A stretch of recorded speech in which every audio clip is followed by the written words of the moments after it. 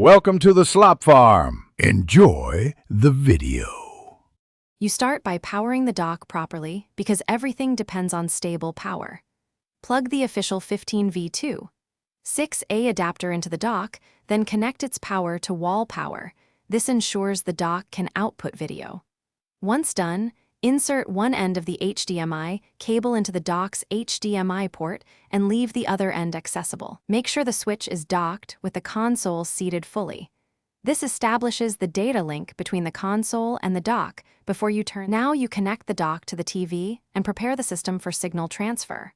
Plug the HDMI cable into an open HDMI port on the TV and then dock the switch fully. You should feel it click into place. This aligns pins for video output. Next, turn on the TV and use the TV remote to select the matching HDMI input.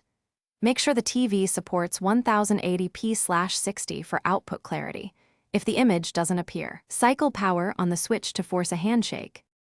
Finish by verifying the signal and addressing common issues so you can play. With the switch docked and the TV on the correct input, press the switch power button briefly to wake it. This triggers video output. If you see no image, power cycle the switch while docked and reseat the HDMI cable.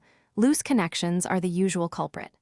If problems persist, swap the HDMI cable or try another HDMI port, and make sure both the dock and the switch have current software to avoid compatibility quirks. Thanks for watching. Consider subscribing if we helped you today.